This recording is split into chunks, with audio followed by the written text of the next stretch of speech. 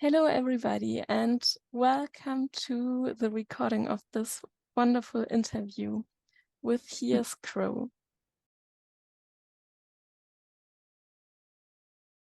Momo and myself, we just finished the interview and we are really filled and happy and satisfied and well nourished with lots of thoughts and feelings. And I'm so sorry that I forgot to click on the recording button. I also say hello to the audience. It's me taking the questions, but you cannot see me as in the other interviews that we already did and that we're going to do. But it doesn't matter. So you have seen my face. You have to memorize it now, and then you can imagine me asking the questions. So have a nice and wonderful, inspiring interview to watch.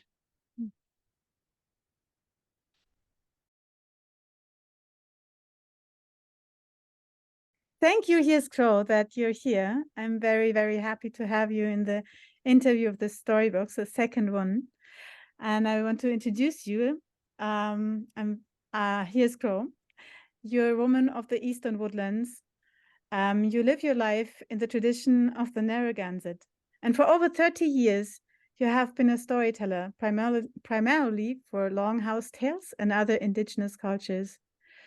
You're also an educator, published poet, and workshop leader. And you say on your website, stories are bridges that can link diverse cultures, transform our spirits, and open our hearts to one another. When our cultures, spirits, and hearts are open, the Earth Mother will be healed. So thank you very much for being here. I'm very excited to do this interview.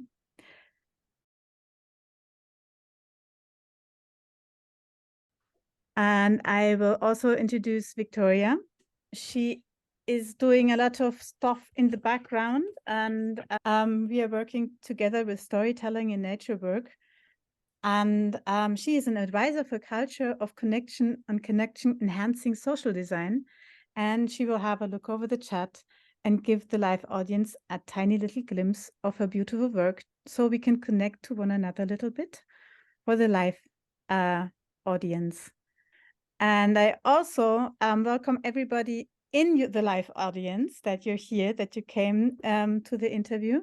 And I also I'm very happy for everybody who's listening to this published version that will be published in November 2023, that you're here and listening to this video. So I pass on to Victoria.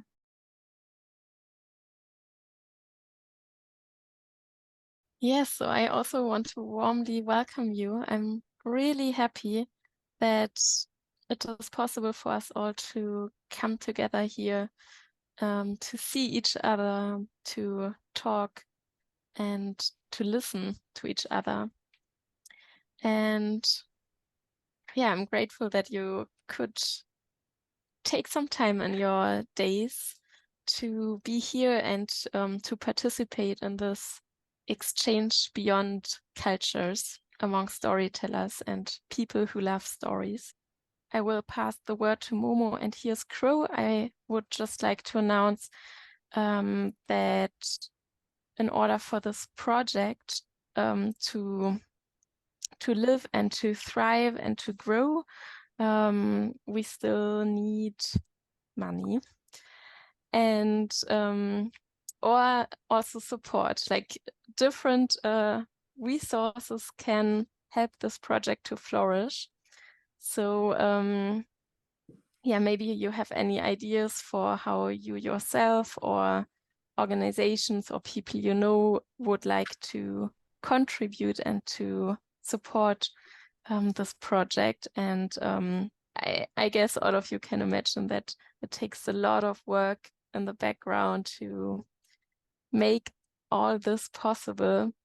And at the moment, it is Momo, who puts a lot of work and time and energy and love and passion inside, and who gives the space also to others.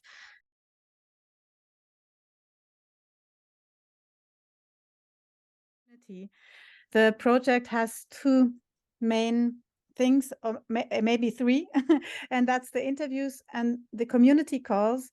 We come together and we ask for, and I ask for questions that the community has of storytellers and all of those who love stories. And I'm collecting also the questions from you, the community. So we're going to have, sometimes I'm going to say, this is a community questions, and that's what we collected in our community calls. And I have structured the interview in 3 parts. And the first is the beginning, just about storytelling, about your storytelling, Here's Crow, and your personal your personal, I don't, there's a missing word, you know, your personal Zugang in German, to storytelling. And then there will be a second part of questions, and that will be questions about storytelling in your heritage, in your homeland, in your cultural background.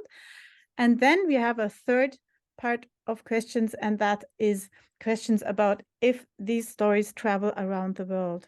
So this is all about what happens if these stories go out everywhere.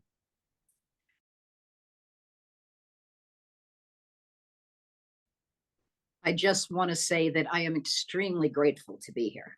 It is an opportunity that what I'm going to talk about today is something that is conversational for me. I talk to other storytellers all the time. I talk to audiences about it. I was very surprised to find myself invited here. And last week I was invited to speak at a conference about this topic. And all of a sudden I'm thinking, well, it's what you get for opening your mouth. But in truth, it's taken me to a place that I need to be. It's time. And I hope I can give you a little bit of information, because I'm not the answer. I don't know everything. I know a little bit about other nations. I know a pretty significant amount of the Narragansetts. And I've been to Lakota sun dances. So I have a pretty good overview, but my enculturation is in Narragansett. And so that's about it. I did want to say, if you saw smoke coming up before we started, that is a prayer that is part of me. And we do it every day. Sometimes we do it when people walk into the house, they get it's called smudged. And it is, it's a way of releasing. When your shoulders are up here, you start to smell that, and this happens. Oh, that's okay. Yeah, it's going to be good. So that was all I wanted to say. I was not on fire. I'm happy about that.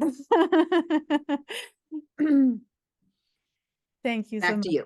Yes, thank you so much. It's also for our interviews.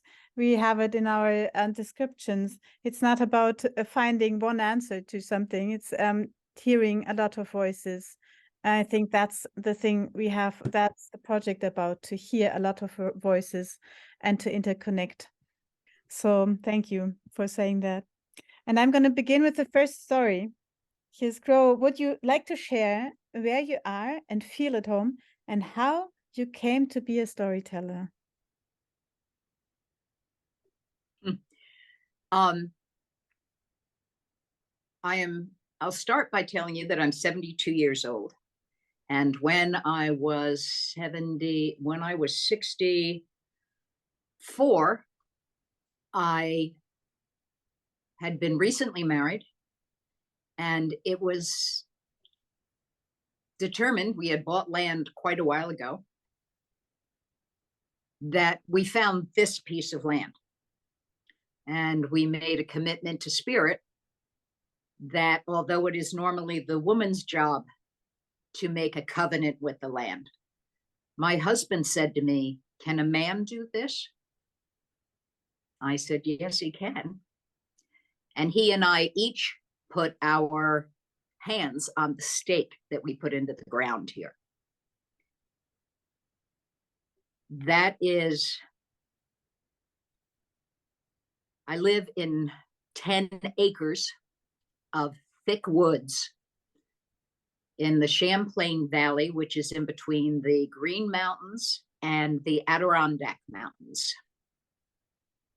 We live in an 8-sided log cabin, and it's a home that I dreamed of when I was 15 and made my first sketch of a house. And in my 60s, this incredible partner said, "I think it's time we built the house, don't you?" And we did. Mm.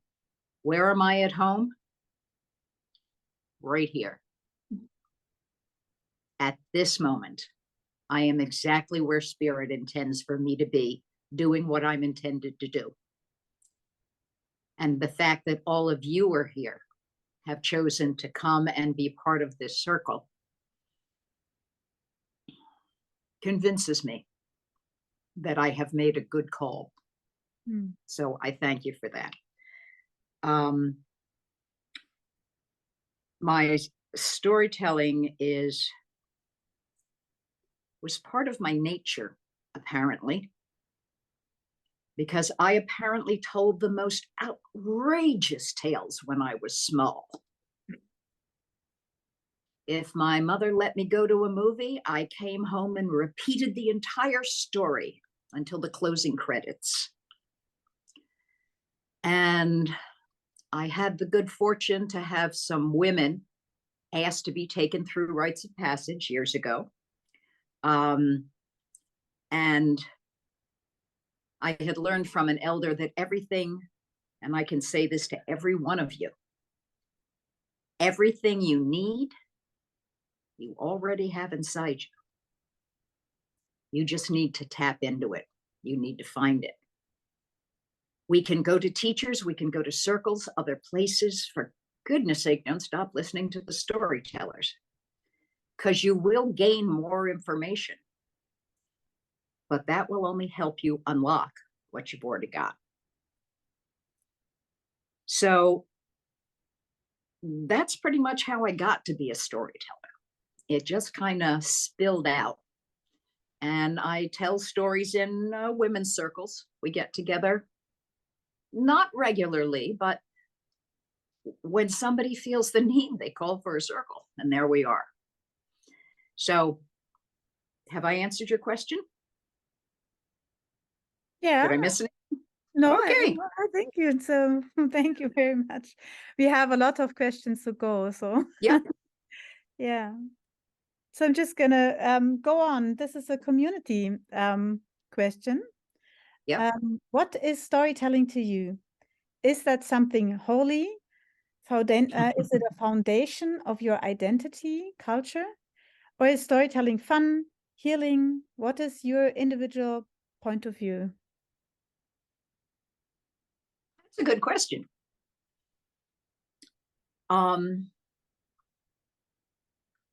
There are stories that are sacred. And by and large, I don't tell those stories. As Momo knows from conversation, I had one story for 15 years that I wouldn't tell. And then there came a time when it needed to be shared. So I read the story. I didn't tell it. I didn't perform it because the story has been published. So reading it out loud was a simple solution. Storytelling is individually a sacred thing to me. It is not for many storytellers, and they are marvelous storytellers. And I can think of like 5 or 10 off the top of my head that oh yeah, I'd go hear them again. Oh yeah, I want to go see that. but we all have a single path. It may veer off to the left every once in a while. You may trip and fall someplace that's not on the path, and you can get back. But storytelling for me is a way to communicate the aspects of my culture which are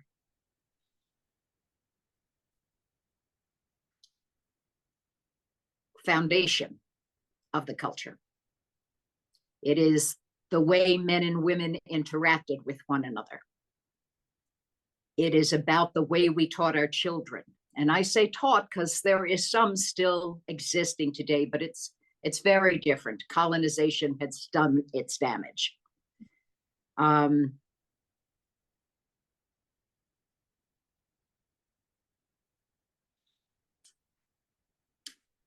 I think that's it.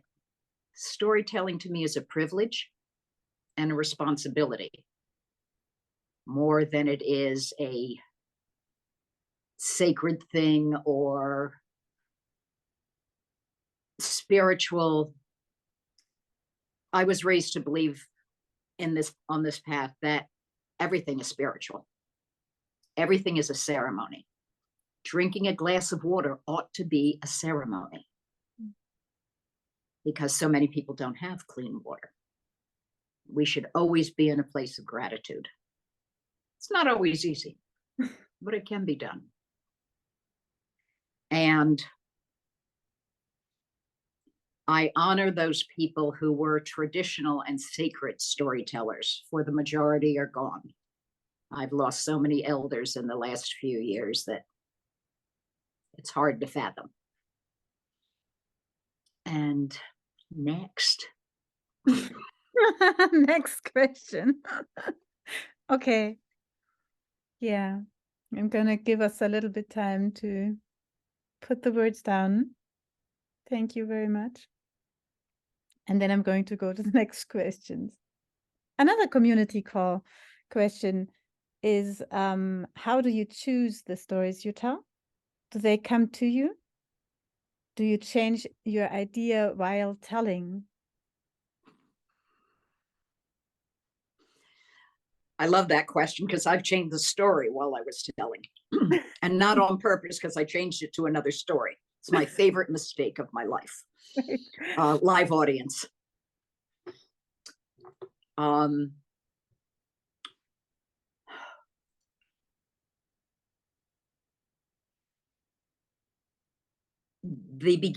stories I began with were given to me by elders who were wisdom keepers and storytellers. I had the privilege to have a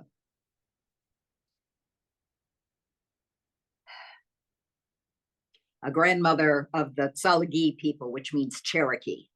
That's their native language. And Cherokee is how it was interpreted. I knew a man named Medicine Story, and I didn't sit at his feet, but I sure sat as close as I could to hear and watch him. And there have been others along the way. It's very funny. I had a woman say something to me the other day. I said my favorite line in a group of women. I said, I want you to understand that I don't have a thought in my head or a word that comes out my mouth that I put there. And she, in front of everybody, she said, well, for God's sakes, don't tell everybody that. And I thought, okay, so we're not on the same page. I'm not empty-headed. My head is full. My heart is full because spirit speaks. Other people speak. I meet teachers every day. One of the hardest women in my life taught me a great deal about what I didn't want to be. And then many have shown me bright, wonderful paths that they are on. So I do choose stories. I do choose which stories to tell, but I also research my stories. If I am telling a story that is not of the Longhouse tradition, I'll start researching. I will go to the library. I'll get on the internet. And what I do from all my sources, I ask other storytellers. And I take that information of all the storytellers to find out what is probably the oldest, cleanest version of the story. All of us change things in stories. That's why storytelling is so glorious. Oh, I've heard this story before.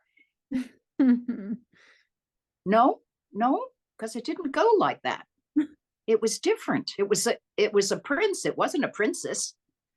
Well, somebody has made a statement for patriarchy as not being the number one thing for us to pay attention, and has moved a princess into the prince's job. That's fabulous. That keeps the stories alive. It brings them forward. And so I don't object to that. But I do feel you need to know the story. And I mean, know it as far to its roots as you can go. And if you hear a story you like, go up afterwards and tell the storyteller. Ask them where the story came from. Most of us are not clutching onto our stories like it's life and death, because they weren't ours to begin with. They became ours when we learned how to tell them. But I do select stories for children versus an audience that I know is going to be almost entirely college students. And so there is some selection, but it's knowing what stories I have enough understanding of. Do I understand the culture it came from? I mean, I've heard Maya tell several of her stories. If you asked me to tell a Hungarian story, I'd call her in a panic and say, I got a job for you, because I'm not doing that. I don't know how to do that. And if I wanted to, I'd go to her and ask her if she could help me and teach me. But that's highly unlikely, because I couldn't tell one of her story. It's just, that's the way it is. So I think that pretty much covers it. Thank you. Okay, I think that's we're at the end of the first topic about storytelling. Do you have something else just for your personal?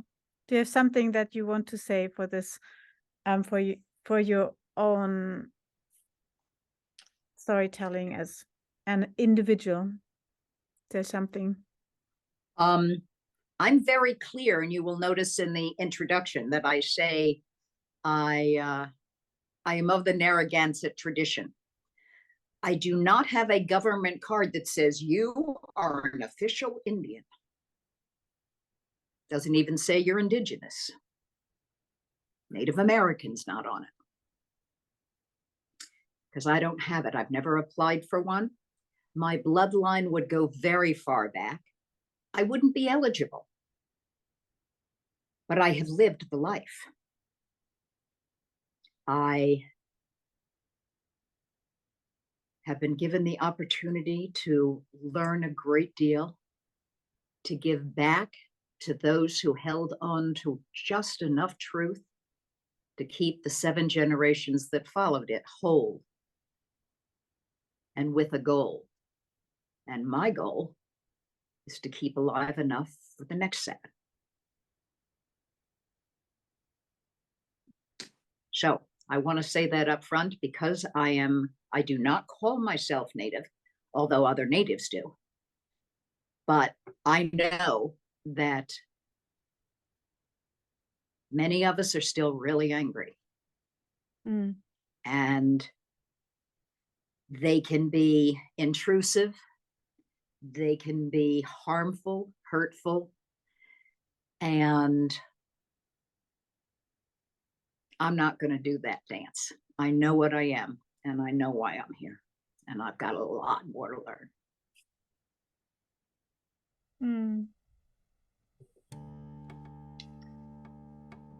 Thank you. I tend to leave us a little bit of time after this strong words, just to let it sink a little bit. Maybe I'm going to do some music in the interview to just have for having a little bit of a pause.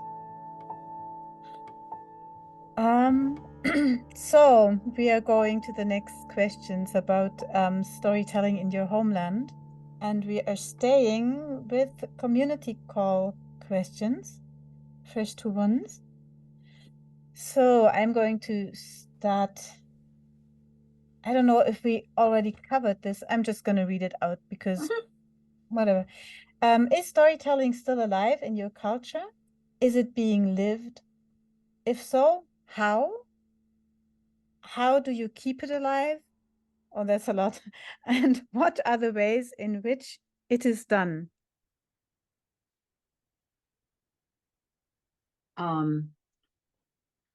In our alphabet, we would say it's done in Alpha through Z. From the beginning to the end, there are as many ways as storytellers and as many ways to keep the culture alive. I have friends who are jingle dancers. They literally have silver jingles all over, and it's a specific dress made and worn only by jingle dancers. They go to a lot of powwows in the summer. There are circles and workshops that are available for people. I'm umming a lot because I'm buying myself time because I'm thinking of all the different ways. It is. Maya wants to say something, I think.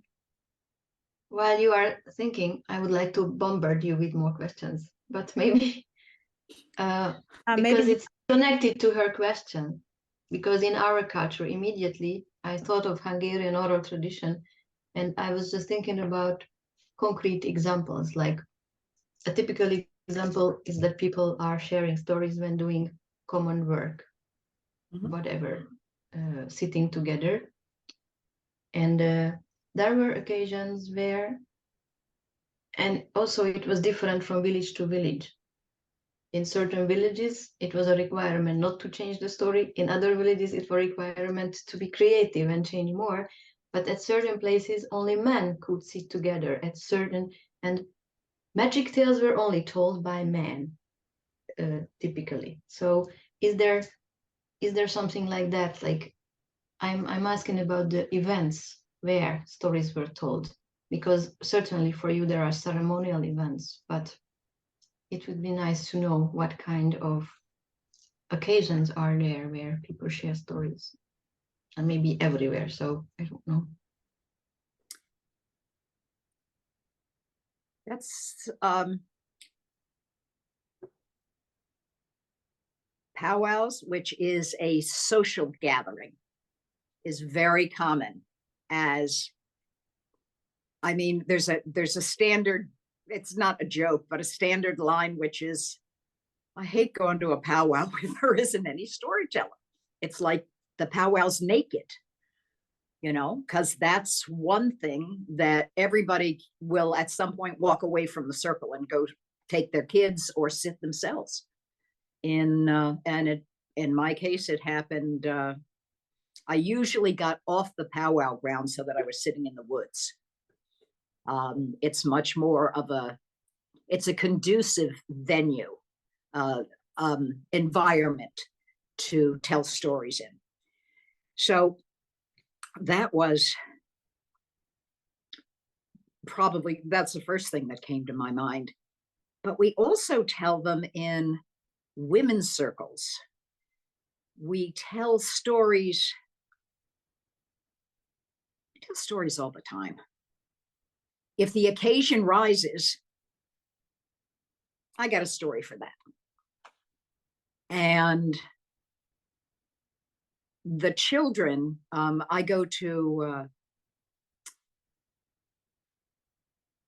libraries. I go to elementary schools primarily. So that would be kids up till about 12, 13 years old. And that is a very different atmosphere from being with people who are enculturated, because these kids are not enculturated. So what I do in that case is I do a teaching storytelling. I bring examples of my jewelry. As you probably figured out, purple is indeed my favorite color. And because we have a sacred shell, which is purple to creamy. And yes, it's being worn by a couple of people who are here today. And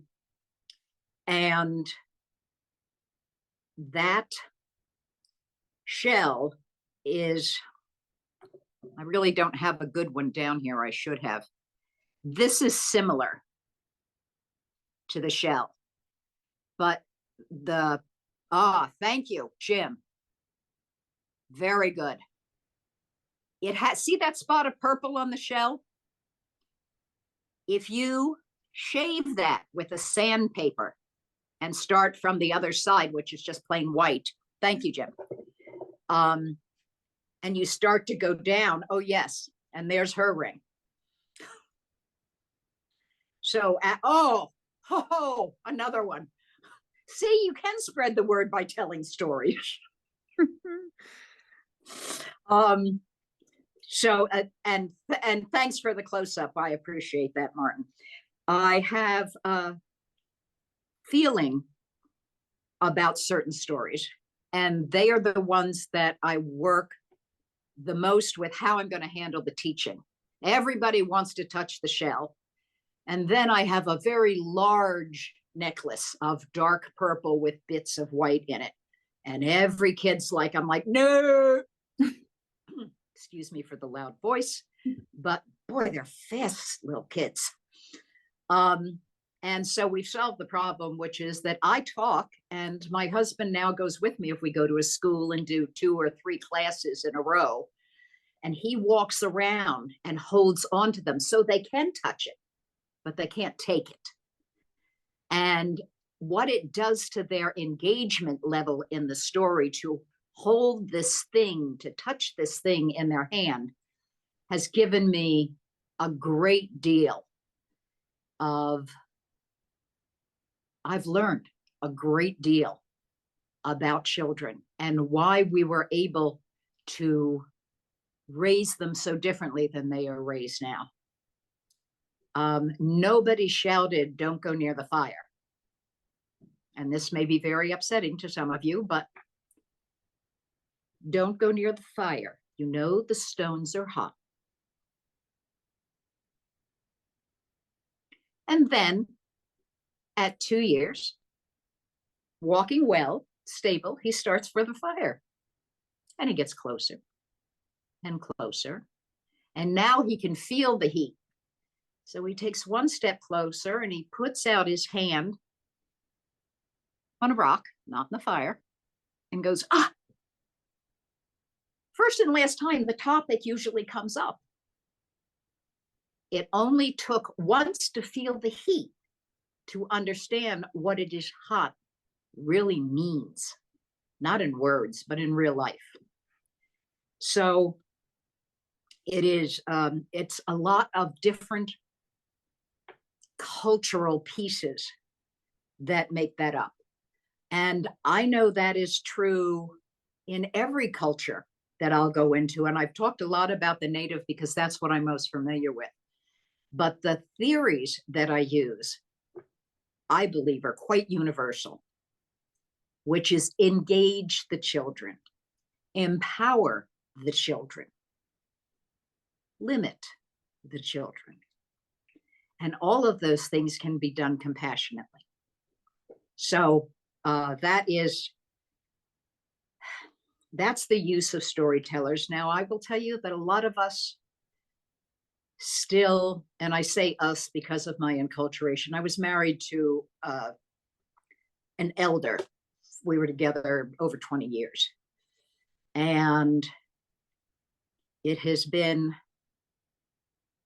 so I have lived the life, and I automatically say we, which is why I say at the beginning, I make everything clear, because it's the life that I live and lead. There are so many important things, whether it's a fairy tale, a story of little people, a story about a sacred ceremony. Every one of them carries weight, carries some strand of the culture that it came from. And while I think the creativity that we have for storytelling is important, so is our understanding of the source. There are two things that I believe all of us need to do, and I'm trusting everybody here does that. You need to respect a story, and you need to love it before you can tell it. Other than that, you're narrating. Once your heart is in the story, or the story's in your heart, the flow comes much more easily.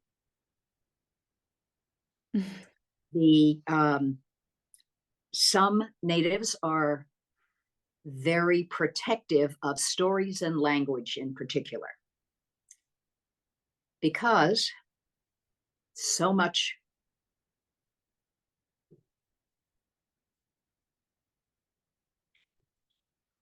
has been stolen, and it's still happening. Women, children, land, laws. That if you wish to tell a story from another culture, don't just get your fingertips wet. Step in, talk to somebody who knows. I had the good fortune to be around other Indigenous storytellers, and I'm very grateful because I realized how much I didn't know. So if you're going to tell a story from another culture, do you know somebody from that culture? I got in touch with, I'm moving on. I'm gonna get sidetracked, but the reality is that storytelling is alive, but it's being done by a lot of people who don't know what they're doing. And there are changes that are made by people who don't know what they're doing that can impact the message, the form, the teaching, the fun in a story. So when we're doing someone else's story, I think it's particularly important for us to be as enculturated as we can be standing on the outside. Good question. Thank you. Somebody has asked what the purple color is. It's a very short teaching, but it's very, very old. It is said that this deepest color of purple was the color that was the moment before Spirit, Creator, lit up the solar system, the sun in this solar system. Before that was that deep purple, and with it, there was a song, which I do not sing. So we have learned from the old ones why purple is sacred. And then, of course, it became a trade good. And they made all kinds of things out of the shell. That doesn't make the object sacred. but the amount of work that it takes to do that certainly deserves respect at the very least.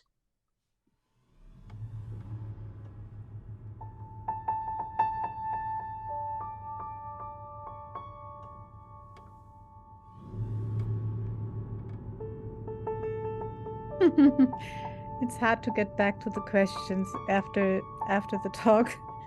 Going back to the questions is like, ooh, another world. So I'm going to do it anyway because but they're doorways. Yeah, it's wonderful. I have to find out which question we're about to ask.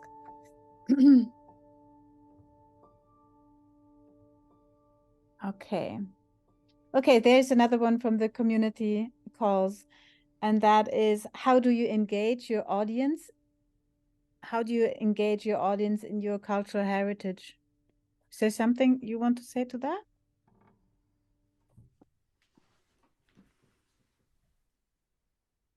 Okay, this is going to get to be a familiar line, but there are probably as many ways as there are storytellers. Some people will sit absolutely quiet and wait till every adult and child has finished wiggling in their chair. And then we'll say, wonderful, you're ready. There are some who will do similar to today, a series of questions. And it can be something like, how many of you are still in kindergarten? Ooh, we got a few. And just that kind of thing, anything that's interactive, particularly with the children. I have an African storytelling friend that I appropriated with his permission, so it's not really appropriating his style, because I was looking at a bunch of kids who were doing this on Indigenous Peoples Day, which was October 9th. And I'm like, okay, I'm not going to start like this. And so I remembered what George does. And he does it differently because we're two different storytellers from two different cultures. But I said, do you want to hear a story? And half a dozen, yes, yeah. And then I looked at them. I said, do you want to hear a story? And I got about half of them. And then I said, do you want to hear a story? And they screamed back at me. And I went, okay, good, because I came to tell stories. And they were a fabulous group once they were engaged. And the other thing about engagement, and as I say, I can't really speak extensively on the topic because I can't remember all the different ways, to be honest with you. But that's at least a couple of them. And the other one is doing engaging children in questions and answers. Not like that, but in the course of a story where you get them to respond to you. And if I have a really tough audience, I will sometimes start with my closing story, which is a story I tell. I think I've only missed 1 or 2 times that I've told and I haven't told that story. And it gets the kids, it gets the adults. So each of you, I know, it either has or will find a way to use what you know, your personality, and look to your own culture. How do people come into a room? Are they quiet? Are they loud? How do you come into a room? And utilize those things, because we all come from an indigenous culture. Once upon a time, everybody in this room has a heritage of being an indigenous culture. We may not know anything about it, but that doesn't mean it's not there. And look into your culture today. There are stories everywhere. And it is much easier when you are familiar with the culture to tell the story with respect and from your heart.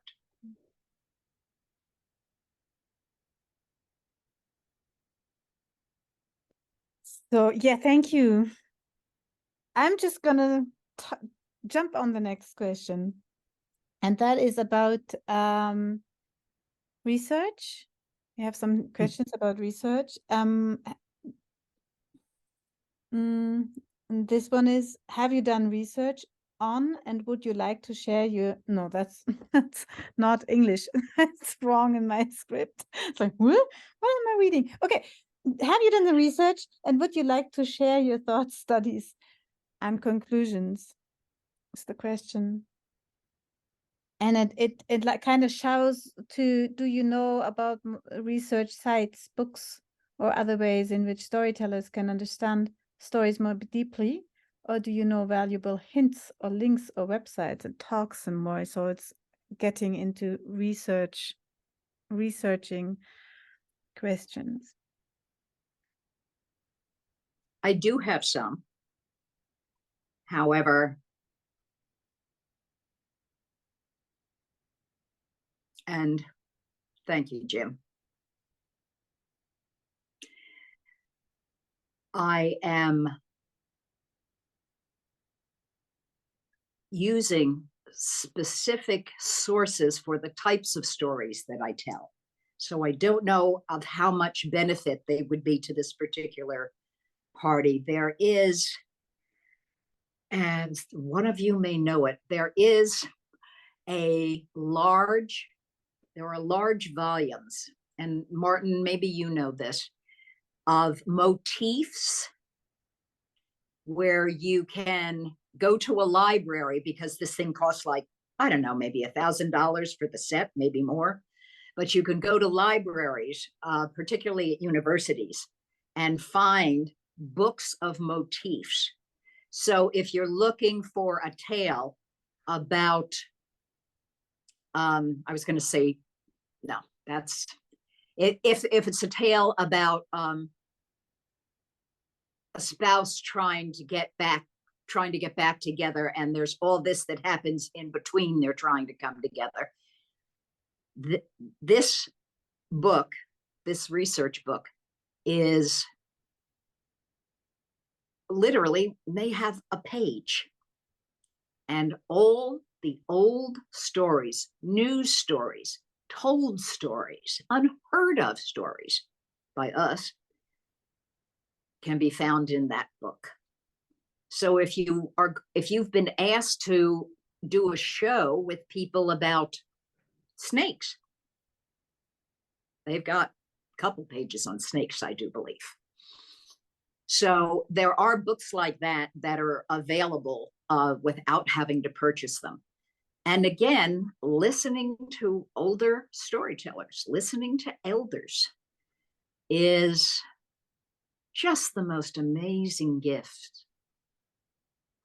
Their pacing, their body language when they tell is so engaging, because, broken record, they respect and love those stories, and they give it as a gift. And that makes them look absolutely beautiful.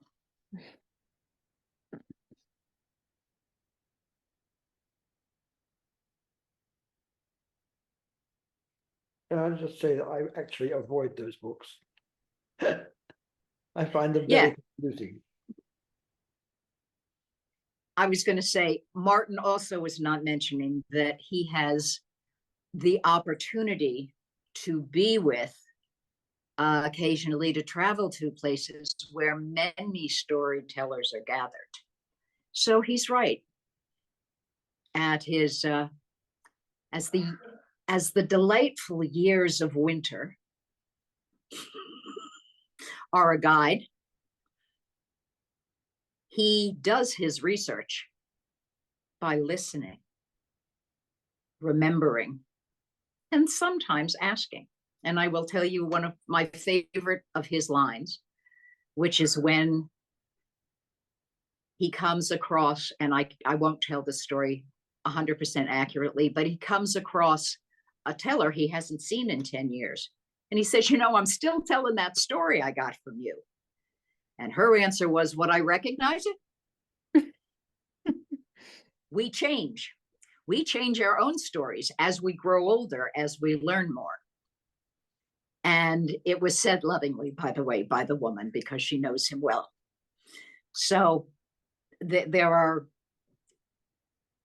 lots of things available. I'm sorry I don't have more specifics for you, but I'd be sending you on a goose down the rabbit hole that you don't need to go down. Okay, great. Yeah. Yeah, but it is so true that talking to one another and listening to the storytellers, and that's also what the project is about, to Yes. interconnect and to talk and to something that was my intuition, that something is should happen, and I was searching for that. So you found very nice words for me, that research is not only in books, but we can research by interconnecting and by communicating. So that was so valuable, much more valuable than we're happy to know about books and research sites, but I thought it was very touching to hear that by you. Yeah. And I thank you. And I'm going to put the title, because little did I know, I have books on my stand, and there's the Motif Index of Folk Literature 6.1 A through K. So when I'm done, I will put that in the chat for you. Wonderful. And I can put it in the internet site of the Storybox World. We have the link site. And if you have something for that, we're going to put that down there too. Sure. So, great.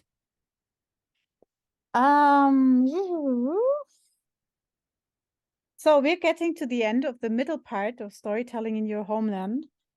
I'm gonna also read both of the next questions in one, because you said a little bit to one topic already, and so you can just see what you feel is missing. And that is, what are the challenges you faced being a traditional storyteller in the American culture? Is the one. Maybe I'm gonna. And is there anything else about storytelling events in your culture and settings you want to share? So to sum it up, this middle part of the interview.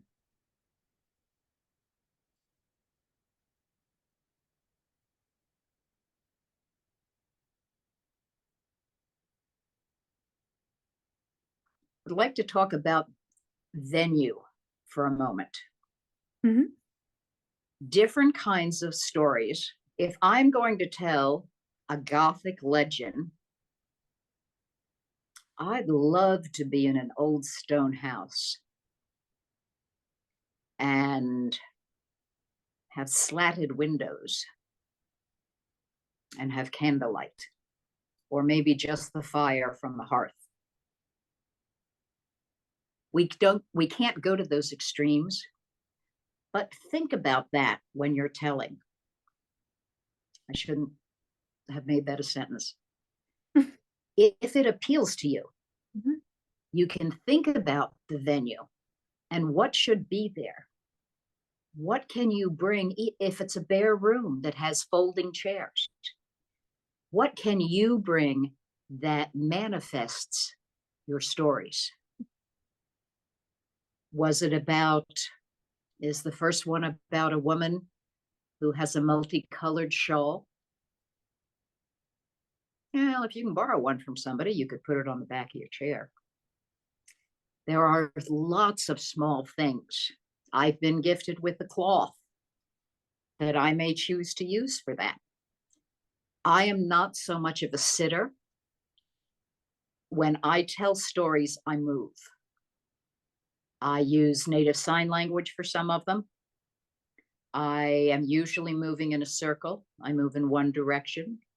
I don't turn around very often and go back in the other direction unless I'm going to step on a child. In which case I usually make a quick U-turn and I give her hair a little mess, because I'm perfectly happy. Most native tellers, real traditional tellers, are perfectly happy to have children walk in front of them, around them. decide that they're going to come sit on your lap. You don't look at a 3-year-old and go, no, I'm busy. You look for the child's mother, who's usually frantically going, and I say, can I pick her up? Well, yeah, if you want to. I'll pick the child up and put it on my lap. And interestingly enough, they get fascinated either with the jewelry or the eyeglasses. And fortunately, I don't need the eyeglasses to tell. I do need it to spot the wires so I don't trip over them. But there are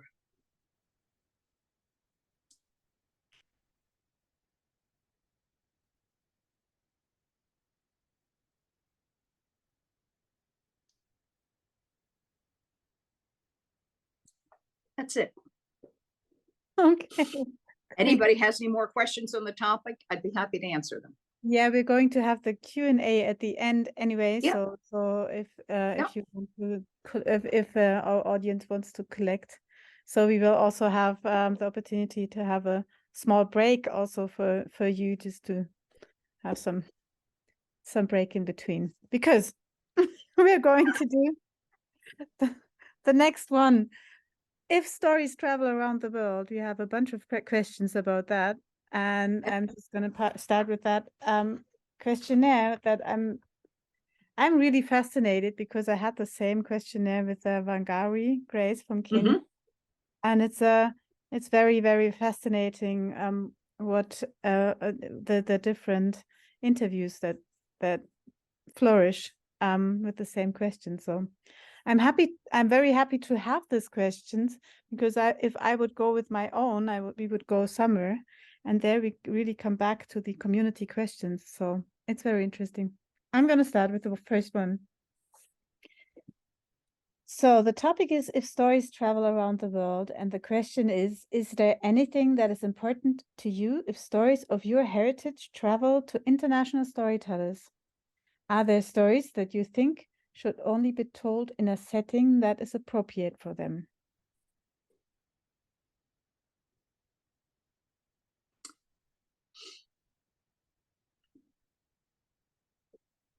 That's a wide open question.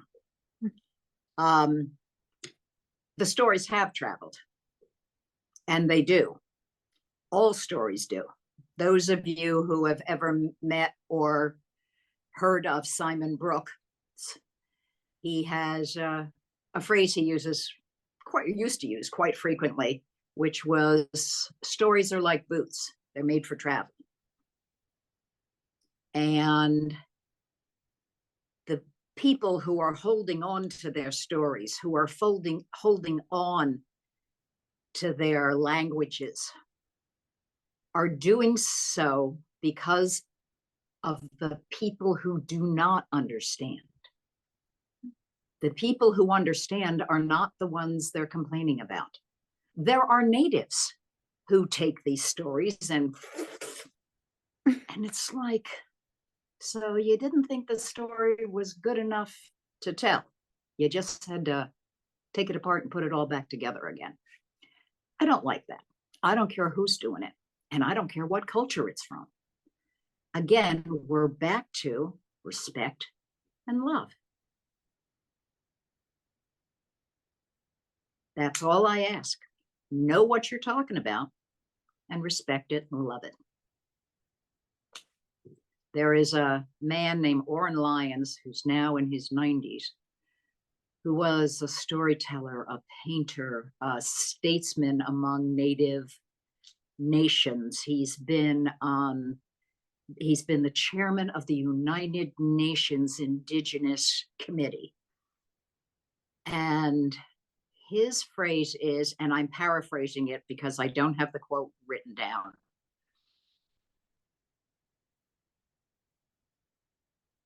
our stories need to live. They need to continue to be told. As long as there is a story, we are alive. Words to that effect. And as I say, I don't have a BIA card, and pretty much Northeastern Native stories are what I tell. I do tell some others. I've got a couple of pocket stories that I've borrowed and from somebody in this room. And it is very nice I have a couple of Native pocket stories as well, but it's very nice to be able to honor another culture.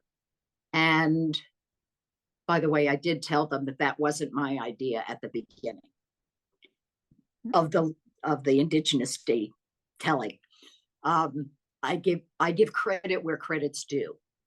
One of my favorite stories is I can go back to Freeman Owl, who is, I think he's 1917, and he was a Cherokee. And I do know the name of his reservation, but it will have to wait and make it part of a story for another day. So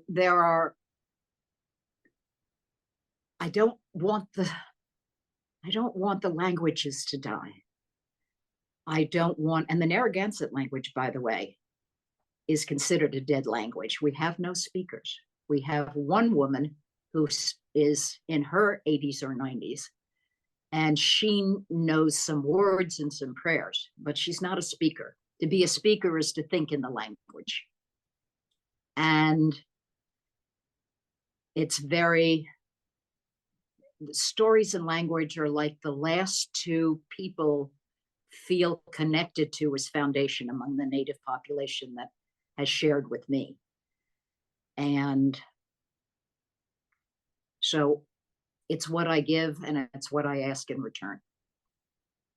Respect what you do and love your stories.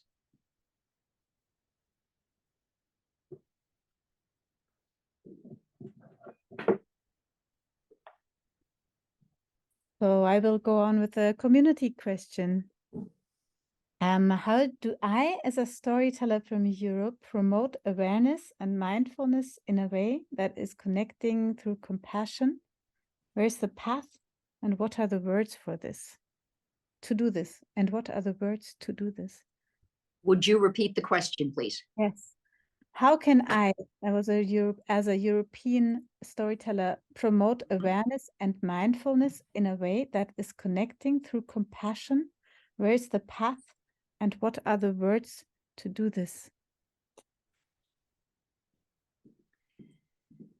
I know a little bit about European storytelling, but not very much. It's my understanding that if you, and please correct me if I'm wrong, because yes. I don't want to, that stories are not generally, oral stories are not owned by any one state or culture. Are they attributed to that culture? Is that any kind of a stumbling block when you have so many countries so close together? That's why we have versions of our stories from California to the Massachusetts Cape Cod. And it's the same story, but different. Because people told based on their geography. I don't know that you have a setting like that. Maybe you get different stories in the mountains than you do if you're in a lake region. So, because stories originate based on geography and culture. Mm-hmm. So those two things would have to be taken into account. I would look at this group and say, you are far better to decide whose stories you can and cannot tell. If you don't have a resource, but have been telling a story for a while and it is known, it's one of the stories you do, but you know the country that it came from, even that gives credit to the story and gives a cause for people to respect you. And I think by the way we walk and the way we tell, is the most powerful teaching that we have when we do our stories.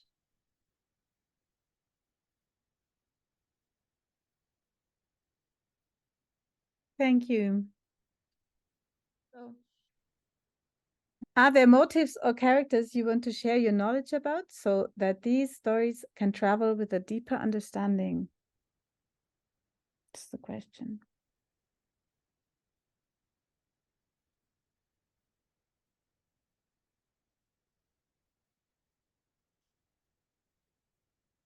There are exceptions to every rule. However,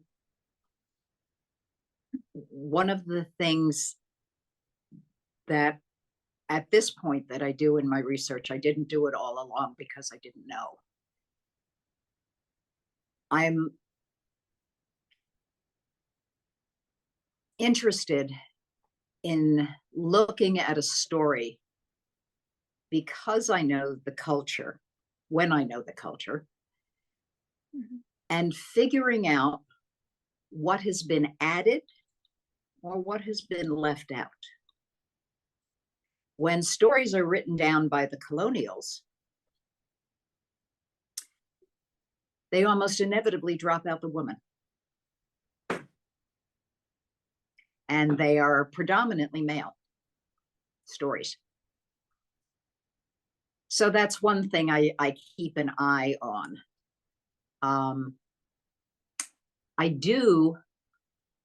There are a couple of character types that I'm very fond of. One of which is, you have heard elves, fairies. Well, we have pagochis in our language. And that, by the way, is pronounced by all the nations that were around us and by different clans. But it all comes out sounding like, oh, they're about this tall. And they come in two forms. One is taking on the form of a human, but a very short one, or they are reptilian. And I can tell you that they are reptilian because I had one in my house. I used to live in another state, and I was married to my late husband. My current husband's upstaters. He passed away. He was older than I was, and I was grateful to be able to walk that part of his journey with him. But I kept doing this. He said, "What are you doing?" I said, "I keep catching something out of the corner of my eye," and I turn and there's nothing there. He said, "What are you seeing?" And I said, "It looks like, you know, when you drive a car on a hot, hot day and you can see the heat waves coming up off the hood of the car? It's like that, but it's this tall and it's moving." And he started to laugh. He said, "Right here in this house." I said, "Uh-huh." And so he began to tell me a pagochi tale. And this one, and by the way, he said to me, "You know, that doesn't happen very often." I said, "Yeah, this one moved in when you did." That pretty much ended the conversation after the story was told. He led me on a journey to learn about lots of different tales of these people, and they were called different things. And in recent years, I've gotten very interested in the fact that, well, Ireland has leprechauns and England has fairies, and I bet we're not the only ones. And so I started doing research. And I was so grateful for a global storytelling, for global storytelling connections. Mm-hmm. Because I called Despina in Greece. I said, "So, you got any little people in your stories?" And she gave me a story her grandmother had told her, although we both recognized it had been whitewashed. but the essence of the story is there. So I'm going to keep looking and see if I can find it. And she's going to do the same thing.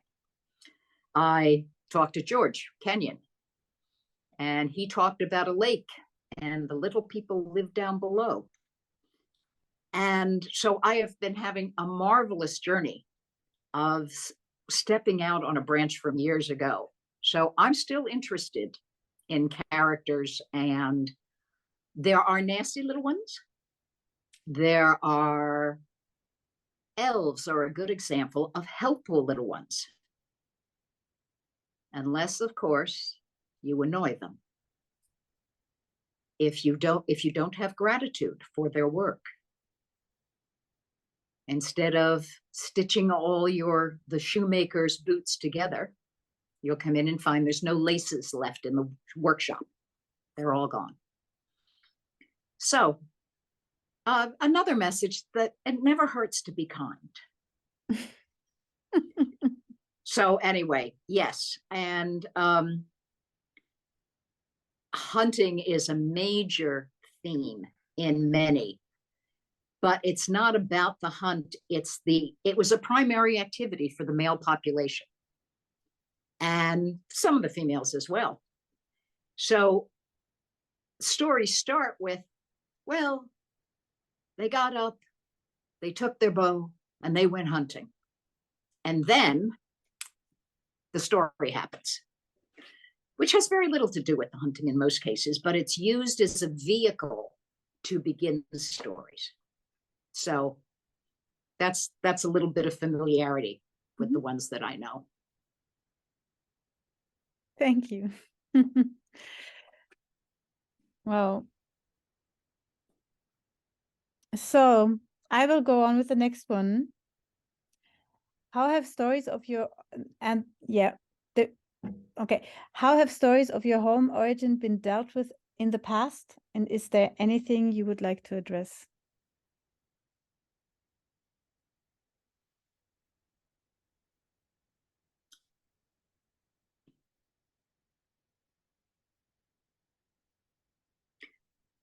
Almost all the stories have been written by the invaders. We were an oral culture. We did not have a written language. We did pictographs. We drew pictures on rocks, on cave walls. If someone lived in a place where they had mountains and they could get in and out of caves comfortably, they became a great place to hang in winter. So you will find in a number of them wonderful pictures of battles, of children playing, and then something terrible happens, and then something wonderful happens. And as you follow along the wall, it's astounding, because you know the story. You haven't heard the story. And it also gave the advantage of that story, because certain tribes wore certain things. And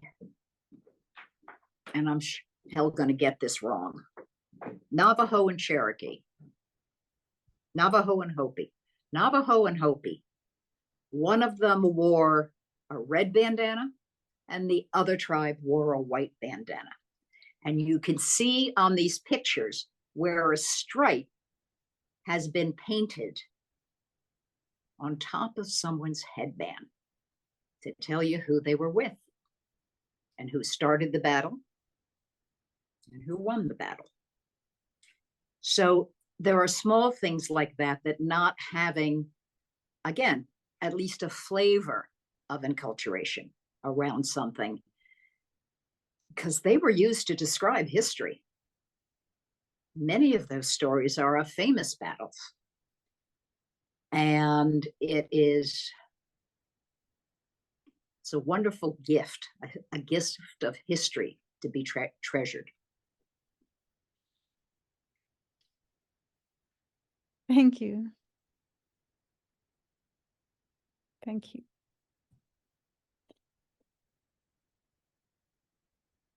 So we're moving on to our next question, and that is, which stories would you like to see travel in the world today?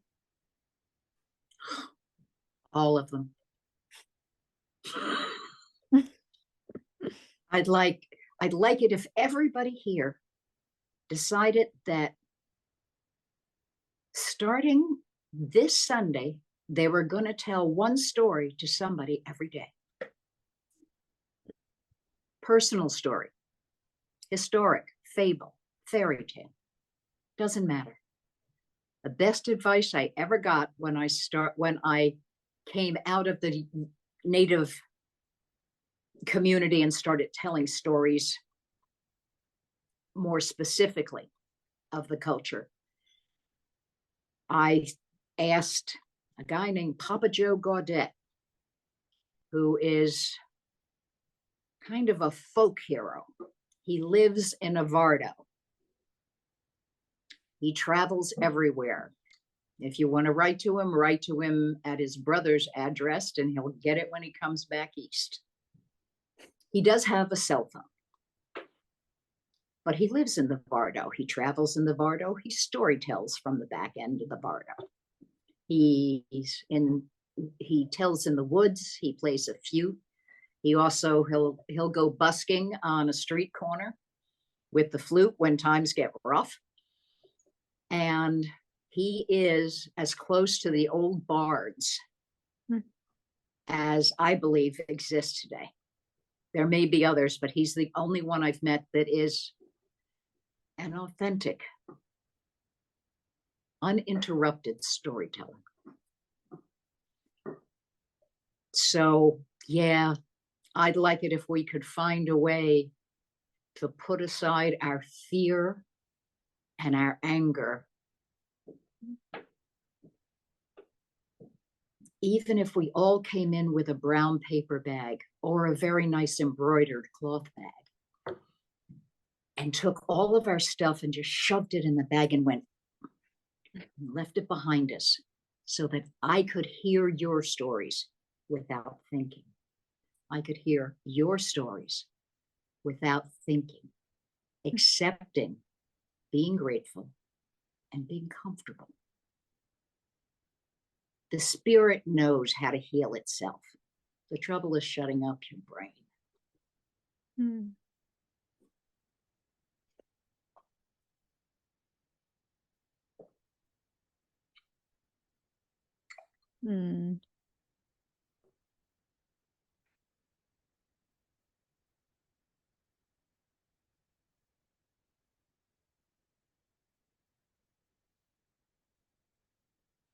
I think I'm going to close up with the last question. Okay. Or do you have something you want to say about the if stories travel around the world? Is there something that comes up to you that wants to I think we're the only ones that stop that from happening. Because if we don't tell the story, somebody else can't hear it. We can't be responsible for everybody else, but we can walk right and we can tell right. And that's up to them to pick up the story and travel. So I'm going to do the last question. Well, I'm going to add a little bit to it. It's, what's your favorite story? Why is it your favorite story? And why are you called to share it with other people? That's a community call question. And my question would be, if there's any small little story that comes to your mind that you want to share, this would be the right time to do it.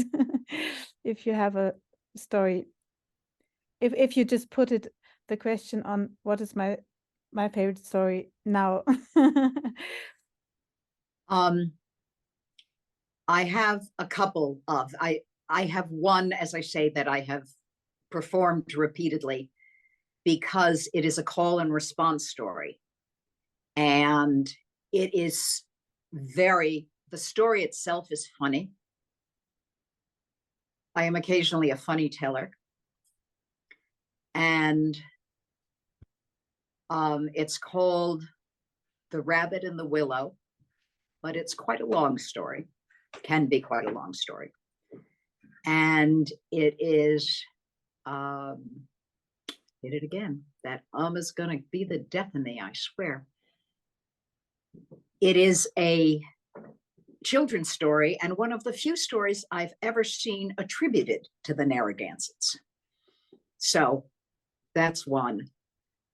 My favorite story is probably how the women of the Wolf Clan, the Cherokee women of the Wolf Clan, came to be the keepers of the medicine. And okay, I'll do that one. It's not as long. Okay, great. Thank you.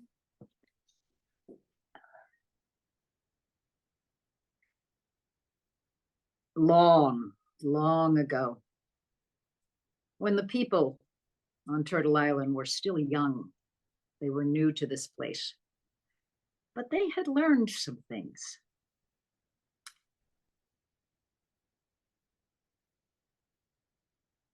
This is the story of a small Tsalagi village and an old, old man. He stumbles out of the forest, barely able to stay on two legs. He is exhausted. You can see the sweat on his brow. You can hear the coarseness in his voice. And he is covered. His hands, his face, everything is covered with sores that are oozing. He comes out of the woods and he sees an old woman who's herding children to get them all out of the water. And he comes to her and says, "Can you help me? I'm not well. I'm very sick." And she grabs the littlest child, backs away from him, holding her, said, "Be gone. I know nothing of medicine. I can't fix you. Suppose you're cursed. You could kill my child. Go." He does. But he's shuffling now. He's not even picking up his feet. He has a stick that he leans on, but it's not helping very much.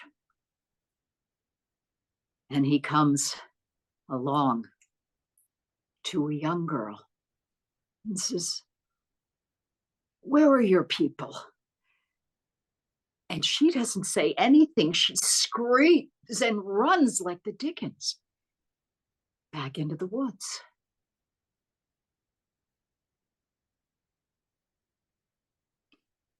He's an old man and he's tired. So he leans more heavily on that stick.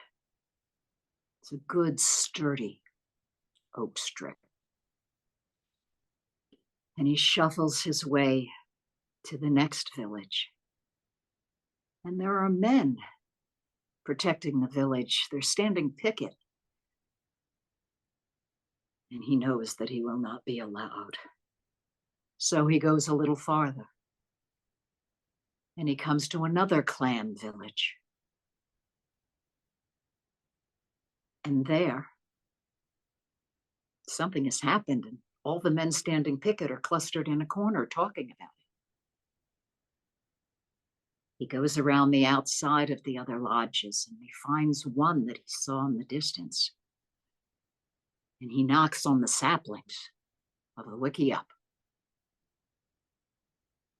A beautiful young woman opens the door for him. And she's startled, not with revulsion or fear, but with compassion.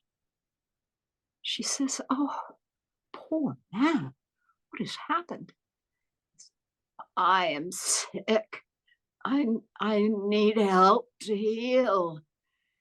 And she said, oh, well, we don't know anything about the medicines, but come in, come in. And she steps aside as he walks in. Lay down on the furs by the fire, and you will at least be more comfortable. And he does. The stake is left by the door, and 2 other sisters help him to come over and lay down. Now the wind is not biting at him anymore. And he is very tired. But one woman comes and has a rabbit fur that she puts underneath his neck and his head to put his head on her lap. And she takes a bowl of broth. And just in her hands, she sprinkles little drops into his mouth. And she continues doing this until finally she hears,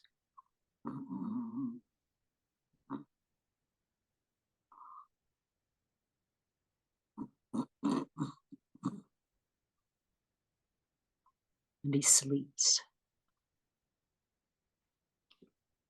The sisters go off in a corner and talk very quietly. They know he is good for the night. They bank the fire so that it is away from him and he will not turn into it. And they talk about what they can do and how little they know. But finally, they too have to rest. And in the morning, when he opens his eyes, the fire has been brought back up again. The kettle is back on.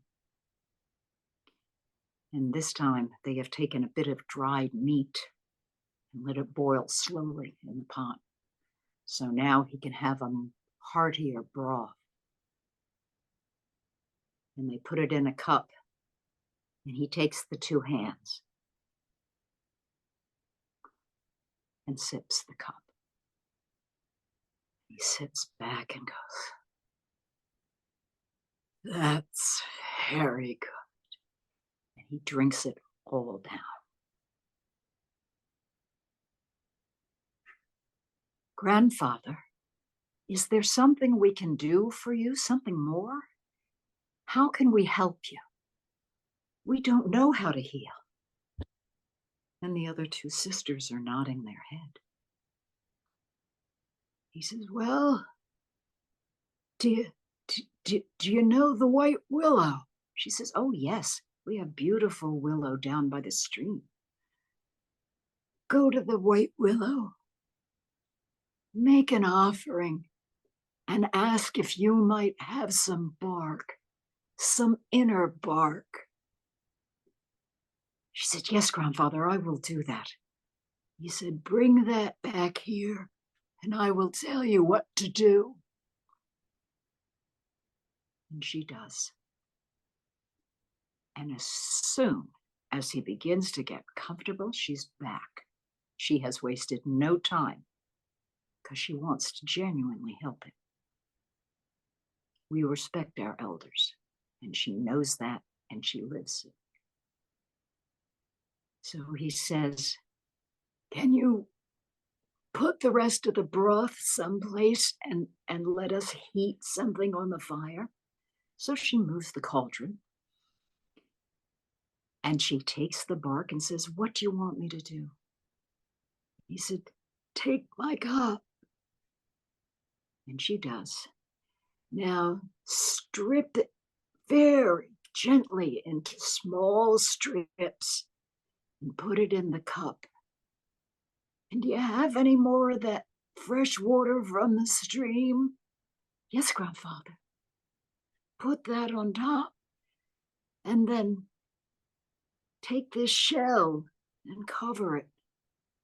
Put it on the warmest stone by the fire and let it heat. Ever so often turn it a little bit so it gets good and hot. And this she does. And she smiles at him every time she looks up, and then she goes back to work. And in time, they take this tincture tea, and he begins to drink it.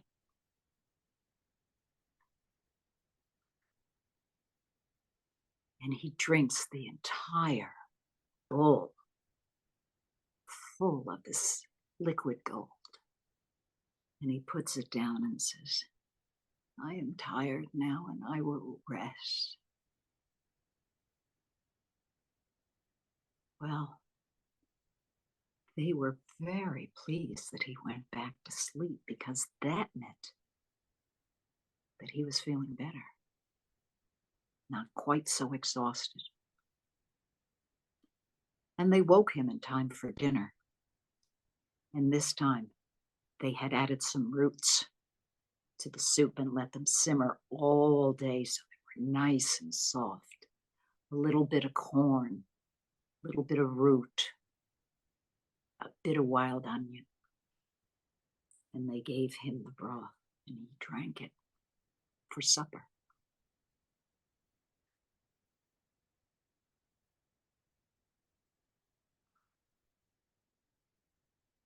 His hands did not shake anymore, because white willow bark had broken the fever. And now that his fever had broken, the sisters offered to bathe his legs, his arms, and his face. And as they did that, he could see everywhere that the boils were. Most were still there, but he thinks a couple of them might have already healed. The sisters didn't know and didn't ask. The next day, another sister said, is there anything else you need from us? And he said, yes, the way my voice is, could you bring some cherry bark and do the same thing that you did with the white willow?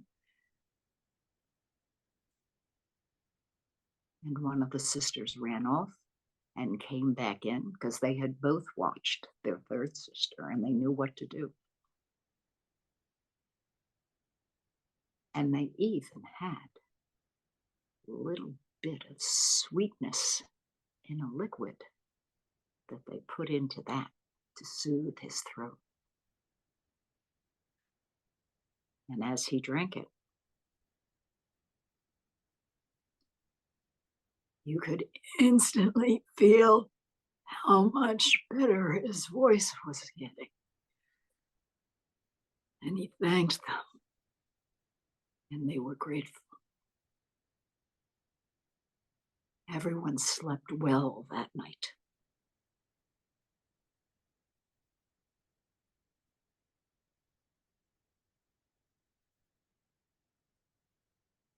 And he said, the next morning, I have many more things to ask, but could you get me some, oh, what is it?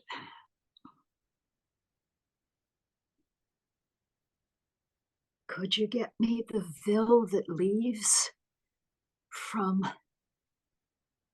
the tall plant where the flowers come out just on top? Melaine. And they did. And he showed them how to take a bigger bowl and how to grind the melaine and to spit in it and to keep using it and to continue. And as he had requested, they brought back quite a bit. And so they did batch after batch after batch.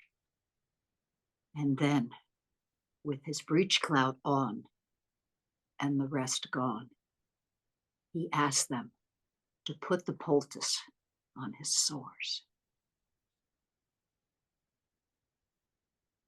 And they did. Lovingly, gently, tenderly. And he said, they will not harm you. They were mine to carry. And so they did. His hands, his back, his neck, his feet, every place there was a sore. The poultice pulled the illness out of him. And they took him down to the stream and helped him wash off the poultice after a day. And then, as he was better, he sent them out for other things that did other kinds of healing. And every day they would go out and they would come back and he would teach them again. And one of the sisters began carving more bowls because now on the little shelves and the hanging plant places, they had to store this. He stayed a month. And at the end of a month, he said to them, look around you. What do you see? Oh, we've got this and we've got the Malaine and we got the Gaudash. And he said, no, no, no, what do you see? And they said, health, good medicine. He said, yes, I have taught you all that I know. Long, long ago, when I was very young, Creator kuk-oot-om-weyt-e-ah-en came to me and taught me these things. And he said that I must be very careful whose hands I place this teaching in. I have chosen you. You are the first and only people I will bring it to. And with that, he picked up his stick and he walked out of that lodge, straight, tall, well. And as they looked at him, he turned into a swirl of smoke and was gone. And that's how the women became the keeper of the medicine of the wolf clan of the Tsalagi people.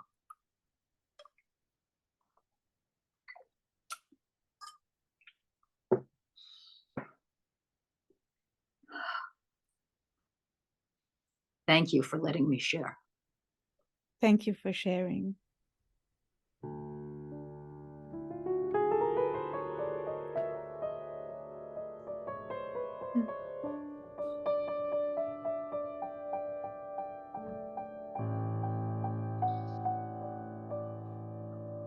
I give it on to you, Victoria.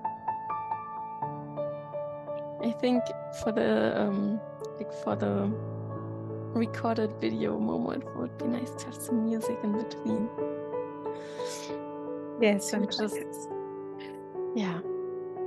pause for a moment and have it sink. Oh, thank you for this much. May it carry the stories where they need to go. May it be so.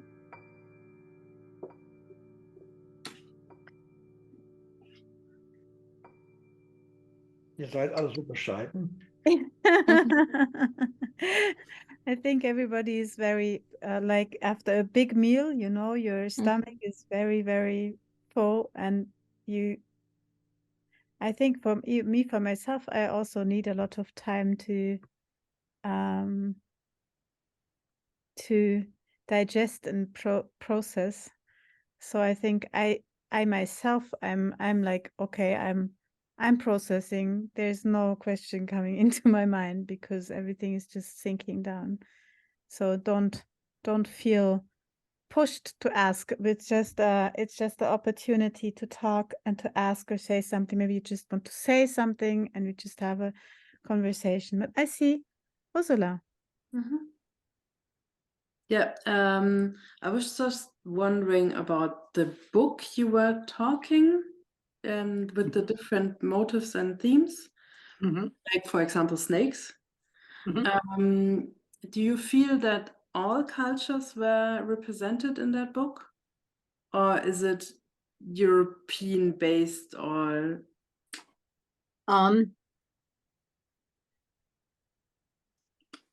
I believe it covers a lot of the planet.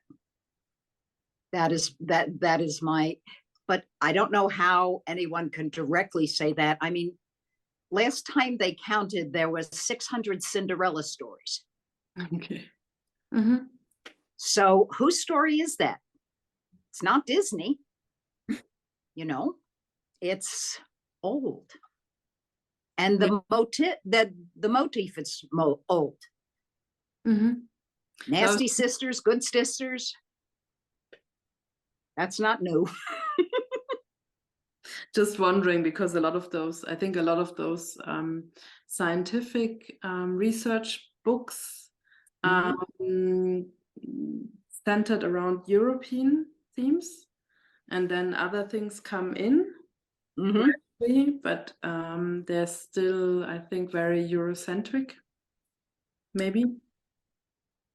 I would not be surprised. As I say, I have not found it so much for me. What I have is just the index from A through K. So, and it's 6.1 and 6 point bump and 6 bump, and I'm like, oh geez. And you can't believe it. There's like 100 listed on each page. It's just fascinating. So they didn't have a lot of indigenous stories that I noticed, but like I said, all of our people were indigenous once upon a time. You know, we've all got ancestry that we can learn from, and some of us can still reach out and touch it. They're still with us, but I'm the last one of my birth family, so. But if you take a story like the story where the emperor's daughter is dying and the only cure is the liver or the heart of a monkey, and someone has to go and get it.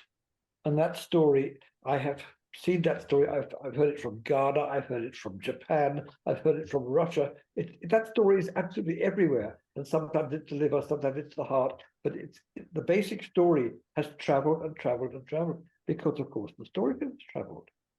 They were probably traders who told their stories as they went round, and these stories became currency, and they were just used all over the place. I love it, absolutely love it.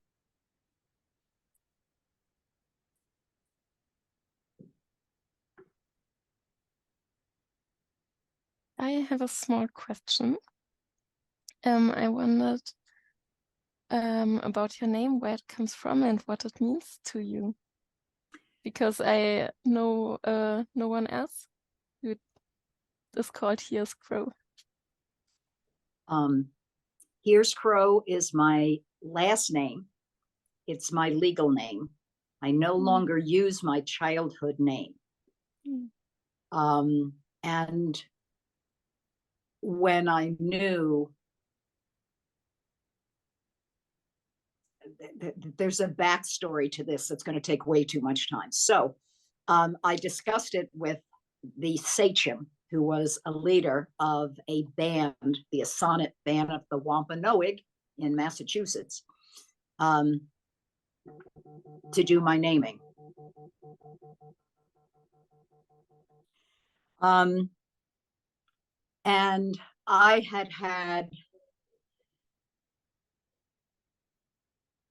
I was in the Grand Canyon. A crow came in to talk to me. She was a female. She told me to come over to the other side of the cliff that I was sitting on. And I did, and she flew down. And then her husband joined her because he didn't know what the hell she was doing so close to a person. And she told me not to look down on the Mother Earth. Look up, go down inside and look up. And that's what I did. I spoke to Winsong, and I was at his house for a while, and I told him the story. He said, yep, that's her name. And I said, okay. And he did the ceremony at the sonnet band on their reservation grounds. And a few years after that, I changed my name. My birth name is the one I don't use is my childhood name. And I do have the birth name in front of. So it's, looks like most people don't even quite get it. How do you pronounce that? Exactly like it is spelled. But it is unusual in to the dominant culture.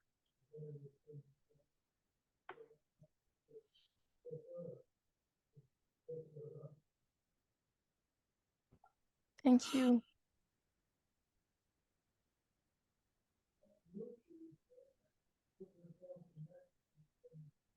Maya? If you had to find an image or picture or whatever, what is it like for you to tell a story when you are sharing a story? How does it feel like, or what it means to you, whatever?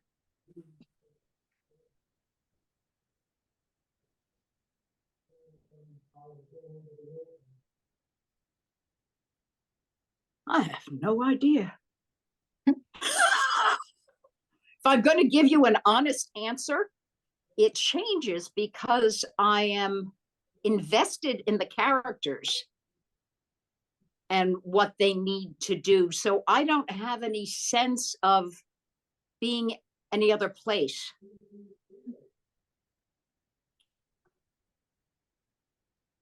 I like outdoor venues. They are my favorite.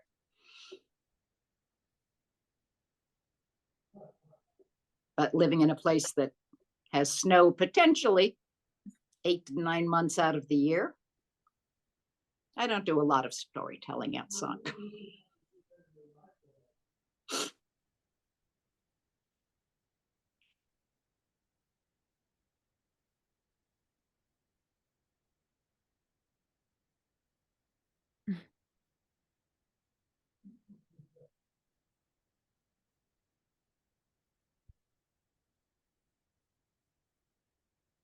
I just want to share that it's beautiful to sit with you via Zoom, with all of you, sitting and waiting if there's a question coming up and just being together.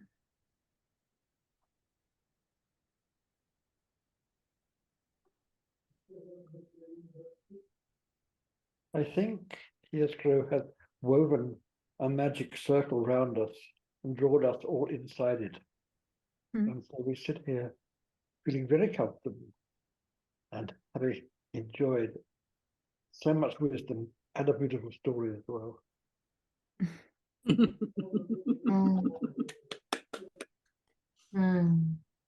Yeah.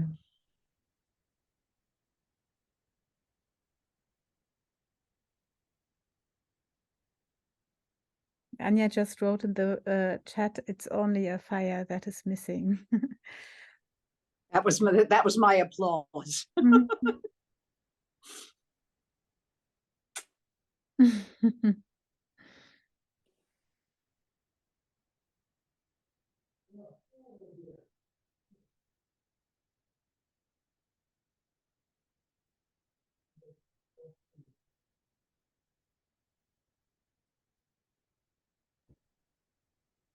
Okay. I think I have this impression of being just like after a good dinner, rich and with so many, it's too late for my English, with many different, Spices. I like spices. And just digesting and relaxing and enjoying. And there are Thank you for having many questions that cannot yet be asked. Yeah, maybe it's time to look whether you want to share one word, how you go out of this call. And yeah, if you feel like, or Momo, do you want to say something else first? Okay. Then maybe we can try to feel which word could express how you go out of this call. And if you want, you can just unmute yourselves and speak.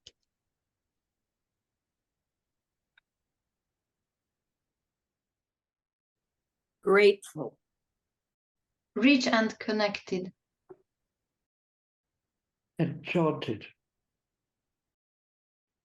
Grateful for the healing. Touched and inspired. Touched. Very touched. Centered.